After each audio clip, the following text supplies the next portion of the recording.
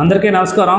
ఈరోజు వైఎస్ఆర్ కాంగ్రెస్ పార్టీ రాష్ట్ర వ్యాప్తంగా కూడా ఏదైతే కూటమి ప్రభుత్వం అధికారంలో వచ్చిన తర్వాత మేనిఫెస్టో అమలు చేయలేదంటూ కూడా మరి ఎక్కడికక్కడ టెంట్లేసి నిరసన వ్యక్తం చేయడం జరిగింది.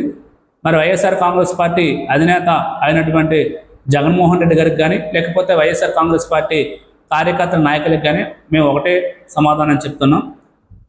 కూటమి ప్రభుత్వం అధికారంలోకి వచ్చిన తర్వాత ఏదైతే మేము ఎలక్షన్ మేనిఫెస్టోలో చెప్పినట్టుగా మరి మొదటి సంతకం అయినట్టు మెగా డిఎస్ని 16,347 ఉద్యోగాల్ని వచ్చిన వాటి మొదటి సంతకం పెట్టడం జరిగింది. పెట్టిన తర్వాత 150 రోజుల్లో నోటిఫికేషన్ ఇచ్చి ఎగ్జామ్ పెట్టి ఉద్యోగాలు ఇచ్చే పరిస్థితి కూడా మేము తీసుకొచ్చాం. ఈరోజు 6 మాసాలు బట్టి టీచర్స్ మరి జీతాలు పొంది అన్నీ చేసుకుంటారు. అదేవిధంగా మరి ఏదైతే మహిళలకు ఉచిత బస్సు ప్రయాణం అన్నామో దాన్ని కూడా మనం మేము అమలు చేసి ఈరోజు సక్సెస్ఫుల్గా మహిళలు ఎక్కడికక్కడ కూడా తన సమస్యలు లేకుండా ఆర్థిక ఇబ్బందులు పడకుండా మరి బస్సులో ప్రయాణించడం జరుగుతుంది. మరి అదేవిధంగా ఉచిత ఇసుక అనేసి చెప్పడం జరిగింది. అదేవిధంగా ఉచిత ఇసుక కూడా ఈరోజు మరి ఈ స్టేట్ వైడ్గా ఎక్కడ ఎవరికి నచ్చినట్టుగా వాళ్ళు ఇసుక తీసుకెళ్ళి వాళ్ళు వినియోగించుకోవడం కూడా జరుగుతుంది. ఏదైతే మహిళలకు సంబంధించి మరొకటి దీపం పథకం కింద ఈరోజు 3 గ్యాస్ సిలిండర్లు సంవత్సరానికి అని చెప్పాం, దాన్ని కూడా ఇంప్లిమెంట్ చేయడం జరిగింది.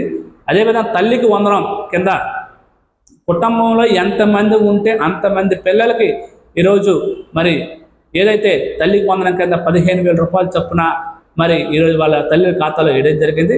గతంలో దీన్ని 43 లక్షల మంది తల్లుల ఖాతాలో జగన్మోహన్ రెడ్డి గారు వేస్తే ఈరోజు కూటమి ప్రభుత్వం అధికారంలోకి వచ్చిన తర్వాత 78 లక్షల మంది తల్లుల ఖాతాలో ఎంతమంది కుటుంబంలో పిల్లలు అంతమందికి కూడా మరి తల్లికి వందనం కింద మేము వాళ్ళకి 15,000 రూపాయల చొప్పున వేయడం జరుగుతుంది. అదేవిధంగా ఈరోజు అన్నదాత సుఖీభావ కింద మరి రైతుకి గతంలో 13,500 రూపాయలు ఇస్తే ఈరోజు 20,000 రూపాయలు మరి కూటమి ప్రభుత్వం అధికారంలోకి వచ్చిన తర్వాత ఇవ్వడం జరుగుతుంది. మత్స్యకారుల సేవలు అంటూ కూడా మరి దాన్ని కూడా గతంలో 10,000 ఇస్తే ఈరోజు 20,000 రూపాయలు మత్స్యకారులకి ఇవ్వడం జరుగుతుంది. వాహన మిత్ర కింద గతంలో మరి వాళ్ళు 10,000 రూపాయలు ఇస్తే ఈరోజు ఎంతమంది డ్రైవర్స్ ఉంటే అంతమందికి కూడా 15,000 రూపాయలు చొప్పున వాళ్ళ ఖాతాలో డైరెక్ట్గా వేయడం జరుగుతుంది. ఇన్ని స్కీమ్స్. అదేవిధంగా అభివృద్ధి చూసుకుంటే ఈరోజు టీసీఎల్ కానీ లేకపోతే ఆర్సిలర్ మెట్టల్ కానీ లేకపోతే గూగుల్ డేటా సెంటర్ కానీ రాయల్ ఎన్ఫీల్డ్ కానీ మరి అదే కాంగ్జెంట్ కానీ ఇలాంటివి చూసుకుంటే అభివృద్ధి కూడా మరి సంక్షేమ అభివృద్ధి కూడా రెండు కూడా ఈ రాష్ట్రంలో ఆంధ్రప్రదేశ్ రాష్ట్రం కూటమి ప్రభుత్వం వచ్చిన తర్వాత రెండు జోడగొర్రలాగా ముందుకు పరిగెడుతున్నాయని కూడా మేము చెప్తున్నాం. ఏదో వైఎస్ఆర్ కాంగ్రెస్ పార్టీ సంబంధించిన నాయకులు కానీ కార్యకర్తలు కానీ ఎటువంటి ఈరోజు న్యూస్ లేకపోవడం కారణంగా ఇటువంటి అభియోగాలు మరి కూటమి ప్రభుత్వం పైన ప్రజలకి ఏదో అనమ్మకాన్ని చేసే విధంగా చేయడం జరుగుతుంది. ఎట్టి పరిస్థితుల్లో ప్రజలు మీరు చెప్పే మాటలు కానీ మీరు చెప్పే పనులు కానీ నమ్మే స్థితిలో లేరని కూడా మరోసారి వైఎస్ఆర్ కాంగ్రెస్ పార్టీ సంబంధించిన నాయకులు కార్యకర్తలకి మేము చెప్పడం జరుగుతుంది. కాబట్టి ఇప్పటికైనా తెలుసుకోండి, వాస్తవాలు ప్రజలు చెప్పండి, నమ్ముతా తప్ప అవాస్తవాలు చెప్తే మాత్రం మీరే నష్టపోయే పరిస్థితి ఉంటుందని కూడా మరోసారి నేను తెలియజేసుకుంటున్నా. అది డిఎస్సి లేదు అవకతవకలు జరిగాయి అంటూ కూడా మీరు చెప్పడం జరుగుతుంది. గత 5 ఏళ్ళు కూడా ఈ రాష్ట్రంలో ఒక్క డిఎస్సి ఉద్యోగం మీరు ఇచ్చారా అని అడుగుతాను. సూటి ప్రశ్న. వైఎస్ జగన్మోహన్ రెడ్డి గారికి సూటి ప్రశ్న. గత 5 ఏళ్ళు మీరు డిఎస్సిలో ఒక్క ఉద్యోగం అని ఇచ్చారా? దానికి మీరు సమాధానం చెప్పండి. మీరు ప్రజా సంకల్ప యాత్రలో కానీ లేకపోతే ఎలక్షన్ మేనిఫెస్టోలో కానీ ఎక్కడ కూడా మీరు చెప్పడం ఒకటి జరిగింది. ఏం చెప్పారు? మా ప్రభుత్వం వచ్చినట్టే మెగా డిఎస్సిని రిలీజ్ చేస్తా, మెగా డిఎస్సి ద్వారా సుమారు 25,000 ఉద్యోగాలు ఇస్తామని మీరు చెప్పడం జరిగింది. మరి గత 5 ఏళ్ళు ఎక్కడైనా ఇచ్చారు? ఒక్క డిఎస్సి పోస్టుని ఇచ్చారా? లేదని చెప్పండి. ఒక్క డిఎస్సి పోస్టుని ఇచ్చారా? వైఎస్ఆర్ కాంగ్రెస్ పార్టీ కార్యకర్తలని చెప్పాలి, నాయకులని చెప్పాలి, ఒకటైనా ఇచ్చారు.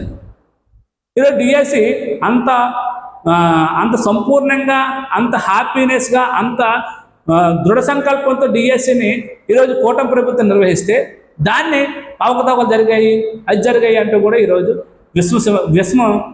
విశ్వ చెందడం జరుగుతుంది. కానీ అది తప్పు. ఈరోజు ఏ డిఎస్సి సంబంధించిన నిరుద్యోగి కానీ డిఎస్సిలో ఉద్యోగాలు పొందిన వ్యక్తులు కానీ ఎవరైనా కూడా బయటకు వచ్చి నిరసన వ్యక్తం చేయడం జరిగిందా? ఈరోజు మీరు బయటకు వస్తారు. ఎవరు డిఎస్సి సంబంధించిన విద్యార్థులు కానీ నిరుద్యోగులు కానీ లేకపోతే ఉద్యోగస్తులు కానీ ఎవరూ లేరే. వైఎస్ఆర్ కాంగ్రెస్ పార్టీ నాయకులు ఉన్నారు అక్కడ. అదే కరెక్ట్ అని అడుగుతున్నాను. కాబట్టి దయచేసి మరొకసారి విన్నపించడం జరుగుతుంది. డిఎస్సిలో ఎటువంటి అవకతవకలు జరగలేదు. కూటమి ప్రభుత్వం వచ్చిన తర్వాత డిఎస్సి అనేది రాష్ట్ర చరిత్రలో ఒక మైలురాయిగా డిఎస్సి అనేది ఉంటుంది. కాబట్టి మీరు ఎట్టి పరిస్థితులు ఎన్ని మాట్లాడినా కూడా ప్రజలు నమ్మేసుకు లేరని కూడా మరొకసారి తెలియజేసుకుంటాం.